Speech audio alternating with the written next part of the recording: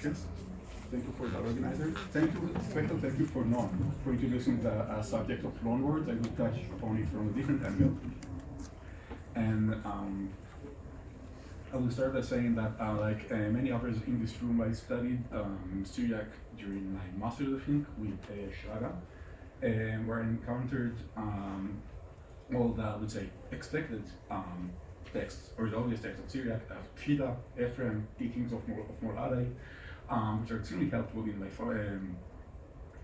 following studies. Then I get to Leuven, to my current project on the manuscript of Targum, and specifically of Onkelos, and encountered, I would say, less obvious sources of Syriac, of which I would speak a bit more today. And I'm speaking about Syriac elements in Jewish Aramaic texts. And I mean more specifically in later texts, specifically late Targums, presumably late Targums to the Bible. These are Targums to the books of the Writings, and the so-called Targums Pseudo-Jonathan to the Pentateuch. Presumably, it is now more or less agreed that these Targums are written in a literary language, that is a dialect that doesn't, or a language that doesn't agree with any of the known dialects of Jewish Aramaic, but in a kind of amalgam of a literary creation.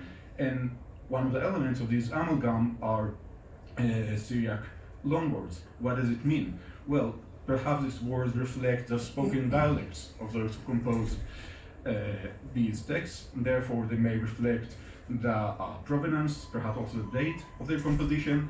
Perhaps they reflect a spoken Jewish dialect that was more close to Syriac than we are aware of. On the other hand, as I said, since we're speaking about literary composition, about basically a literary dialect, then perhaps we're dealing with some kind of scholastic borrowing. And if this is so, what does this tell us about Jewish and Christian connection, in which place and in which time? And as you see, all of these are questions. And we don't really know, and these questions concerning the Syriac elements in later Targums have been discussed for quite some time. This is not what I was going to speak about today, but rather I would speak about the Syriac loanwords in a different corpus of texts in medieval Jewish Aramaic, which add a somewhat different perspective to this question. And these texts are important because, first of all, they come from more or less known provenance and date, that is, from medieval times and from Europe, a time and place where Aramaic, or at least Jewish Aramaic, was not spoken. And I must already give here a short disclaimer that the case studies that I will present and the case studies I'm familiar of are very, very limited, very few. But nevertheless, I think that there are first clearly Syriac words in a place where we don't expect to find Syriac elements. And secondly, all of these cases have not previously been discussed. One case actually have not yet been published, and therefore I would first of all like to present them to you and to open them up for further discussion and thought. So, before we delve into the actual case study, let us say a word about the text that I will be speaking about. So, my first case studies come from Piyut for Targum, that is from liturgical poetry written in Aramaic, which accompanies the public reading of Targum in synagogue, and specifically the reading of Targum on festivals. Now, in let's say Talmudic times, Targum was read annually along with the reading of the Torah. This custom declined and actually ceased in medieval times, but in some European communities, there persisted reading of Targum on specific festivals. And it's not exactly clear if we're dealing here with continuation of the ancient custom that only survived in specific in this specific context, if we're dealing with some innovation or reintroduction of Targum reading for festivals, whatever the case, along these festive reading of Targum, they developed also the custom of composing poems for the reading of the Targum, and these poems are written in an extremely artificial language, actually borrowing words from every possible source of Jewish Aramaic, and well, not always Aramaic, actually. In some cases, these poems are written by known authors, and therefore we're dealing here with something that is not quite common, with original medieval European Aramaic composition. And now let us have a closer look in some of these poems.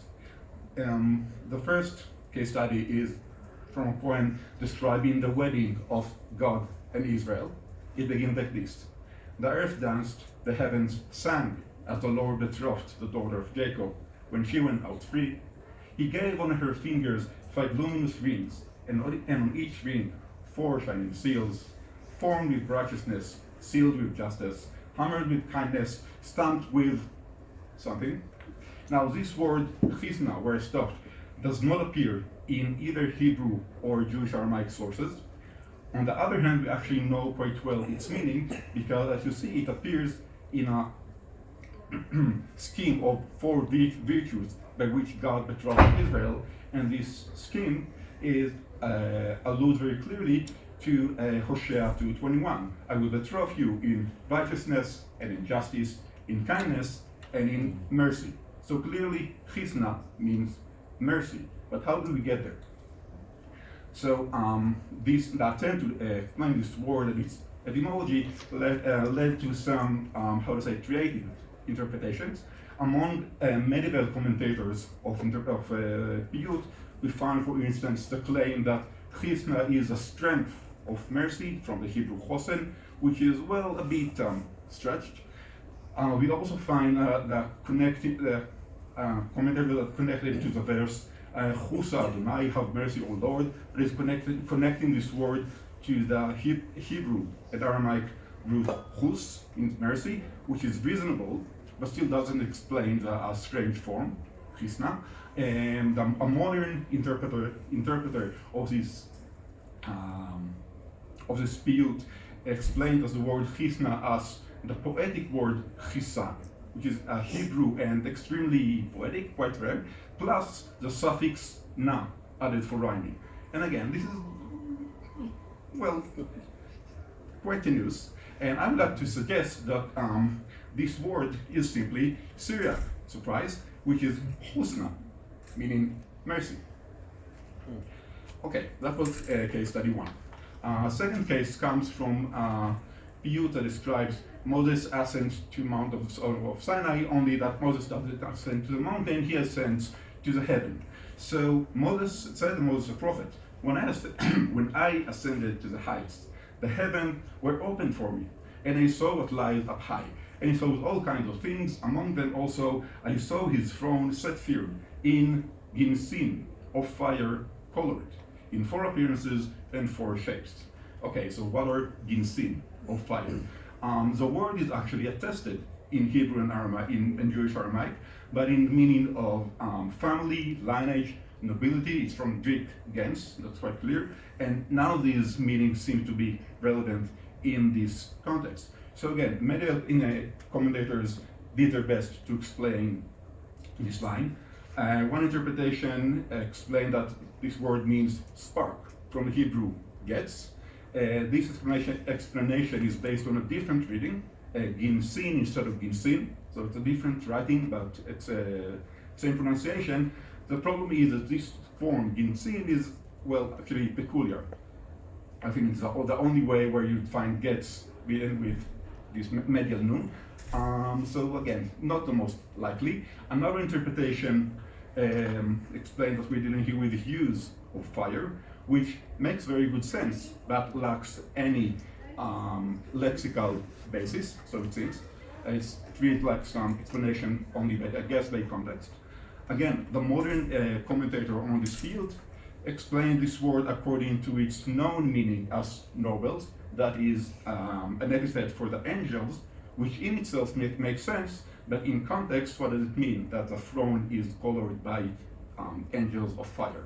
So the interpreter has a different understanding of the mitzvah, and again, this whole seems rather forced. And again, I would like to suggest that the word we're dealing here is simply Syriac. Yes, once again, from gense, or gensne means kinds. So we're dealing here with different kinds of fire, which colored the throne of glory.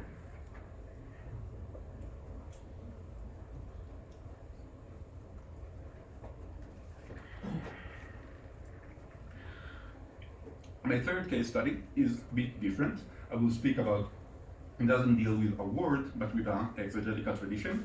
It comes from a composition called Sechel Tov, which is a commentary on the Pentateuch, survived for Genesis and parts of Exodus, written by Rabbi Menachem ben Shlomo in the mid-12th century Italy. Yes. Now the commentary is preserved in a single manuscript, which is damaged, and was published in a single edition based on a later copy of this manuscript, which lacks several paragraphs. So there's still material in the manuscript that needs to be studied and published, and one of these passages is the one I will present now. It deals with the interpretation of Genesis 9:11. They struck the men who were at the door of the house, with sanvarim. Now this word puzzled both ancient and modern commentators, and Sechel Tov explained that sanvarim denotes coating and covering of the eye. And the Yerushalmi, the Palestinian Targum, translates, they struck the men with chabar varaya. And if you wonder what chabar varaya is, well, chabar varaya is tvalul, which is another biblical eye disease. Tvalul is a white coating on the black of the eye which covers it. For sanvarim, is the shutting of the eyes and coating them with something, and not actual blindness. So Sechel Tov connects the biblical word sanvarim to Aramaic chabar varaya and to biblical tvalul. And he also claims that sanvarim, this eye disease, is not really blindness, but only some kind of covering, white covering over the eye. And both of these claims, or all these claims, are, well, somewhat problematic. Let's take them one by one. First, the connection of chabar varaya and tvalul. Both of these words appear as eye diseases in earlier rabbinic sources, but they're distinct. That's for instance, in Mishnah Bechorot, we have a very long list of different body defects. We also have a list of eye diseases or eye defects. If in his eyes were a cataract, a tvalul, a snail, a snake, a grape, a chavar or water that is permanent, then some law applies. So it's quite clear that tvalul and chavar are not identical, and also that Sechel Tov is not identical with the Mishnah. But, and not the Mishnah, not later rabbinic and Jewish sources. On the other hand, as I said, tvalul is a biblical word appearing in Leviticus 21:20, and the Peshitta to this verse renders tvalul with chavar. So, surprisingly, Peshitta doesn't agree with the Mishnah, but the Peshitta does agree with Sechel Tov. Case one. Now, the second claim of Sechel Tov is that sanvarim and chabar varaya are white coating on the eye. Now, again, this has no basis in earlier Jewish literature that understand chabar varaya as a different eye defect, but it does agree with what this specific description of the eye defect agrees with what we see in the apocryphal book of Tobi, and specifically with Syriac version. There we read that Tobi was lying went to sleep under a wall where certain birds were nesting, and these birds dropped hot excrement in my eyes, and there became chavar in my eyes. Later in the story, Raphael the angel was sent to Tobit to peel off lemiklaf chavar varoi, and at the end, Tobi, the son of Tobit, of Yehovah me, rubbed his father's eyes with a certain medicament, and those chavar vara were peeled off from his eyelids. So, to sum up, we saw that Sechel Tov identifies Tvalul and Chavar Varaya against earlier Jewish sources, but in agreement with the Peshitta. And we saw that Sechel Tov explains Chavar Varaya as white coating on the eye, which agrees with Tovit, and specifically with the Syriac version of Tovit. So it seems that the explanation that Sechel Tov reflects is in agreement with Syriac tradition. Now, does it mean that Sechel Tov had access to Syriac traditions? That's what I would like to consider. What comes from this, all the cases that we've seen? Do we have Syriac elements in medieval Jewish Aramaic? On the one hand, we seem to have Syriac words and Syriac traditions circulating or known to medieval European sources and medieval European authors. On the other hand, as I said, we have very little examples. Perhaps they can be said to be negligible, perhaps they represent unknown sources, perhaps there are other explanations for each of these and similar cases. On the other hand, I think that these cases become meaningful and become more important when we consider them in the larger context of, contacts between Syriac and Jewish texts in the medieval period. And here we'd like to say a few words about the corpus of so-called Judeo-Syriac texts, which might illumine the phenomena we've just seen. So, what are Judeo-Syriac texts? These are Syriac texts written in Jewish script. There are very few of these, you won't be surprised. We're dealing here with a medical fragment preserved in one leaf in the Kar Geniza. There is a story of Bel and the dragon from one of the additions to Daniel, which again is preserved in 3 witnesses, 2 witnesses and one quotation of one sentence, and the large collections of the fables of Aesop preserved in 2 witnesses. A liminal case is the Targum to Proverbs, which on one hand is a Jewish Targum, is part of the corpus of Jewish Targum to the Writings. On the other hand, it was long ago recognized as actually a reworking or adaptation of the Peshitta. So again, a Syriac text being, in this case, not simply transcribed, but adapted to Jewish usage. In addition to these texts, we also have attestations of Jewish medieval authors quoting or from being familiar with Syriac texts. Thus, for instance, Rav Hai Gaon in the end of 10th and beginning of 11th century Baghdad is said to send his disciple to ask the Syriac Catholicos how they interpret a certain verse in Psalms. So we have a quotation in Psalms in the name of Rav Hai from the Peshitta. Rabbi Shmuel Masnut, rather obscure, also perhaps from 13th century, probably from Aleppo, that wrote biblical commentaries and continually quotes something that he calls Targum Acher, another Targum, which is nothing less than the Peshitta, to Genesis, Daniel, and Job. Ramban in the 13th century in Spain, in Gerona, quotes few verses from Judith and Wisdom of Solomon. He doesn't say that these are Syriac, they're simply in Aramaic for him. And lastly, the even more obscure Rabbi Moshe HaDarshan, although that probably lived in the 11th century, probably in Provence, quotes, or actually we found quotations in texts related to Rabbi Moshe HaDarshan from the Aesopic fables mentioned earlier, and also from Bel and the Dragon. So eventually we do seem to have Syriac texts or circulating in medieval Europe. And against this background, what can we say about the Syriac words or the case studies presented here? Okay, we have Syriac circulating in medieval Europe, we have texts, we have apparently words, perhaps also exegetical traditions, who knows how they get there. We see that these different Syriac manifestations are being accepted and legitimized by medieval authors, perhaps because they think that Syriac is completely legitimated, completely fine to be used by Jewish authors, but also because Aramaic is Aramaic as long as it's written in Jewish script. And here I can also mention, I would only mention the modern editor of Rabbi Shmuel Masnut, who continually commented about the other Targum. I didn't find this. That is, I didn't find this Targum among the Jewish Targums. So taken for granted that Targum written in Jewish script is a Jewish Targum. And it took, I think it was Yechezkel Kutcher who pointed out that these are quotations from the Peshitta. So if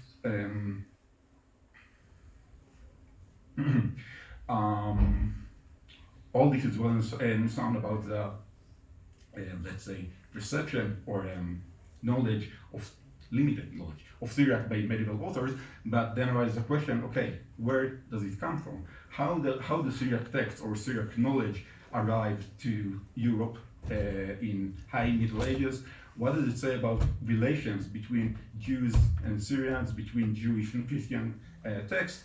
These are questions I cannot answer, and this is exactly where I would like to stop and ask for your thoughts and comments. Thank you very much.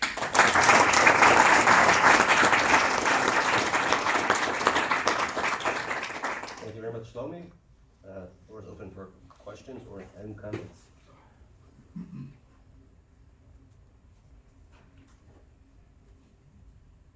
Yes, Christian. Yeah, thank you very much, Shlomi. I think it's very interesting that we can add to the small corpus of Syriac words in Jewish texts. I think the second example that you gave, you could also look for an explanation in a Greek-speaking environment. Actually, that need not be Syriac, I would say. Mm-hmm. So, I mean, the word is obviously attested in Syriac, but that Syriac need not be the source, right? So that's, I think, the weakest case. The best one is probably the first. In my opinion, because in the third example, I mean, is the point actually that this is a Syriac word or this is a Syriac interpretation? Okay, thank you very much for both questions. Also, thank you very much for the opportunity to introduce you. Christian Stadel is one of the few authors that actually dealt quite deeply with Judeo-Syriac texts, and also re-edited the Bell and the Dragon in an article published in Mediterranean Language Review. Yeah, not too long ago. And concerning the comment about Ginsin, certainly, as I said, I think that each of these cases can be explained away on its own. And again, I agree, perhaps it should. I mean, I think that as they collect more and more cases, they gain weight from their accumulative weight, I think. But again, this is still a very lightweight. And I can also say that actually Ginsin, in this meaning, the meaning of types or kinds, is actually attested in a Geonic response. So you could also say this is indeed this Aramaic word, but it reached, let's say, perhaps it's also Syriac, but it reached, let's say, medieval Jewish sources through Jewish texts from the East. So that's also a possibility, if you're following me. Now, as for the, I think that it doesn't necessarily disprove my case, but rather point to a possible channel of transmission or way that these words, what we see as Syriac words, were absorbed into the pool of Jewish lexicon. And as for the second point, certainly, I mean, my case from Sefer Tov doesn't deal with a specific word, because Chatar Vara is attested in Jewish Aramaic sources, but specifically about its interpretation. So here I think that the interpretation that Sefer Tov suggests is, how would I say, much more at home in Syriac context, due to the identification of Chatar and Felul, and due to the meaning of Chatar Vara in Syriac Tovit, than it is in the Jewish exegetical tradition, where we have Chatar Vara, but this is not how most, Jewish authors or medieval authors understand it. So it doesn't mean that I'm not trying to say that Sechetov knew Syriac sources. I'm rather saying that wherever this interpretation, however this interpretation got to Sechetov or to mid-12th century Italy, it might arrive from a Syriac source, or from people that are in conversation with Syriac authors. Again, if Rab Heiken sent his disciple to ask Catholicos, how do you translate such and such a verse? Perhaps there are similar contexts in this way of how do you understand the word, some of people asking, let's say, Syriac author or their Syriac colleagues, how do you understand the word Santorin? So Sechetov, it's quite doesn't necessarily aware of Tobit or the Peshitta to Leviticus. He's simply following the exegesis given, which is reasonable, which happened to be from the Syriac or agree with the Syriac tradition. Hi, thank you. This was very cool. I was wondering, I feel that everything you said is sort of summed up by Aramaic is Aramaic is Aramaic. And I wonder if you could say something about why you think that for your medieval authors, Syriac is a useful category for thinking about the dialect of Aramaic that they're working with. Like, it seems that they don't know or care that it's a different dialect of Aramaic. And so I wonder why we should care. No, I mean, Okay, I understand why we should care, yes, but what? I think I fully agree that the I mean, if these are Syriac words, then yeah, presumably they weren't understood as perceived as Syriac, and certainly that, let's say when I look on Ramban, it doesn't seem to be aware that he's quoting. For him, he's quoting a Jewish composition that is preserved by the Christians. He's well aware of that, but he said and then he gives a whole explanation why it is preserved in Aramaic. He doesn't say anything about this is Aramaic of the Christian, not Aramaic of the Jews. For him, this is the Aramaic spoken in Babylonia. This is why it's in Aramaic. So I fully agree that for the let's say if I try to explain the reception or the status of Syriac text or words in medieval Europe, then most likely the fact that it's Syriac is meaningless. And for them, again, it's Aramaic, which again, it's not meaningless when you think about that. But this is a Syriac Aramaic spoken by a very specific group, or well, perhaps that's not the way that they perceive it. So I think what this matters for us is because at least we know, or we think that we know, that these words do come from a very specific group, but a very specific group, and it's a group that we wouldn't expect to be in contact in Europe and with Jews. So what are Syrians doing in Europe, and what are Syrians doing conversing with Jews? In this reason, the fact that these words are Syriac, I mean, we know that they're Syriac, tell us something about, or could tell us something about the socio-historical background or the, let's say, transmission of knowledge, Jewish-Christian relations, which is not that apparent, I would say. So wait, so you posit that the contact happens contemporaneously with the composition? No.